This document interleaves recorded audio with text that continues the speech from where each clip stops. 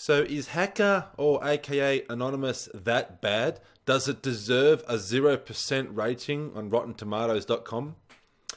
Hell no, this movie was fun as. You know, I bought this movie just by the title. I saw Hacker.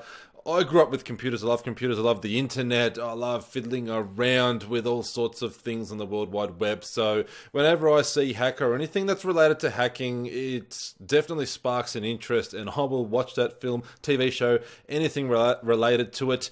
But this probably shouldn't be called Hacker. Like, I did notice on IMDb that the movie is actually called Anonymous, which fits it a lot better. It's not a hacking movie. It's about a young man named Alexander who moved to the country with his parents. They're immigrants. They're from the Ukraine, I think it was. They're struggling to make ends meet. The mother is the sole provider in the household. She's paying the mortgage and all that sort of stuff, and it turns out that they're about to lose the house. And Alexander grows up on a computer. He's a little bit older now, and he's figured out how to make money with the internet. One way was he was clicking on like a website. I think it's like sort of an ad-based website where he'd constantly change his IP address and keep re-clicking, so it looks like someone else is clicking, and he'd gather all this money. I think it was like 20 bucks for 1,000 clicks, so not much. But that's where Alexander began. And then after that, you know, everyone knows, like in this movie, there's a hacking group called Dark Web, and it's all over this, you know, social media and the radio.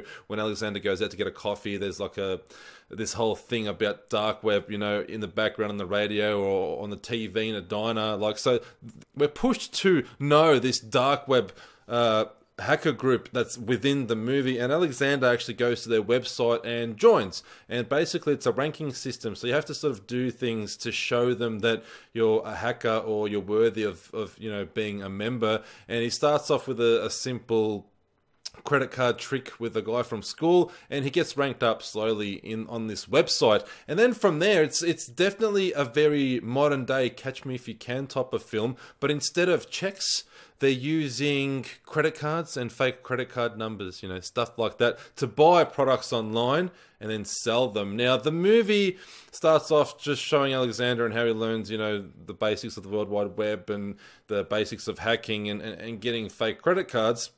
And then he decides to move into the city to really start making some good money, because locally, once he did that trick with the high school student, he figured, hey, I can buy products online. So he was buying laptops and things like that and selling them to people locally, but he decided, hey, if I'm going to make the big bucks, I got to go to the city.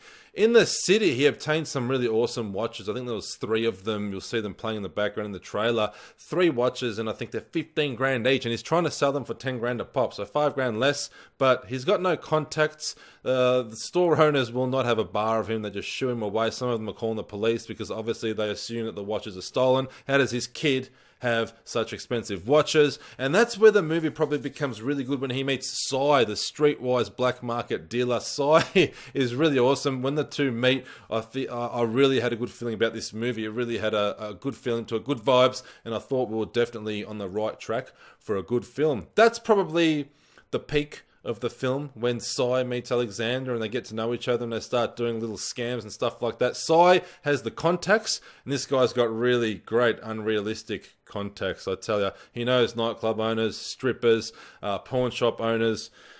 Yeah, it's pretty much a criminal's wet dream. If you get the products, Sai will get rid of them for you, no problem. A little bit unrealistic, and I think I saw a lot of critics sort of really slam into the movie about being unrealistic. But fucking, what about Fast and the Furious? Is that realistic? You know, they're driving out of airplanes, parachutes flying out of the boot, they're landing on the ground and then driving away in this huge action sequence. That's not fucking realistic either. It's a movie. You enjoy it. It doesn't have to be 100% realistic. But anyway, Sai has the contacts. Alexander can get the products with these credit cards, stolen credit cards, fake credit cards, whatever.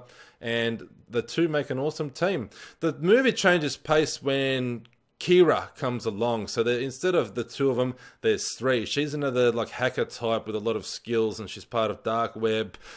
The thing about Kira is she's very suspicious. We suspect her because she's got such amazing contacts and sells really extravagant goods that they obtain. Like at one stage they get an exotic sports car, I think it was a Ferrari, and Kyra somehow knew a contact that just bought it, you know, just like that. So things are ultra convenient when Kyra comes along. Things heat up in the city, so the three decide to go to Hong Kong, and that's where things kind of plateau out, and the movie starts declining from there. They meet Zed, who's actually in charge of Dark Web. He's like the boss. I don't know what you want to call him, the ringleader, or he's like the head honcho boss of Dark Web, and they really screwed up that character. I think they tried to make it a little bit too, you know, shocking, a bit surprising for the viewer, but I think they kind of took it too far. You know, this guy, well, I don't want to really give you guys any spoilers, but he just didn't fit the profile of this, you know, king of hackers type criminal kind of person, you know. But anyway, he was very disappointing. There's a confusing double cross in the movie as well as it's leading up to the end, which I found a little bit, you know, unnecessary. They're trying to be a little too clever for their own good, but overall the movies are pretty good. It's paced pretty well. It's definitely interesting. It's acted ultra well. I don't know why it got slammed. There was only, I think, 5 or 6 reviews on Rotten Tomatoes by critics, and it was like a 0% squash tomato. But I thought that the movie was pretty good. It's definitely not a hacking type of movie, but it's kind of like a modern day catch me if you can type of film. It's definitely watchable. You know, it has some flaws, definitely. Like I mentioned, the ringleader of Dark Web, you know, definitely very disappointing there. The double cross towards the end was quite disappointing. When Kyra comes along, like I found that really sort of changed the direction of the film, and not really in a good way. Definitely not in a good way. It definitely started declining. But other than that, the film's definitely watchable. You guys should check it out. On the Bannock score of 13, I'll give Hacker an 8. A very watchable 8. You know, 8's not the best score. It's not a masterpiece, but it's definitely watchable. And if it's a rainy night and you're ordering pizza and having some wine or beers or whatever with your partner, with friends, put on Hacker. I think that you'll enjoy it. Make sure you guys subscribe. This guy here will be your best friend forever. We're going to keep talking movies tonight. Got 3 more to get through.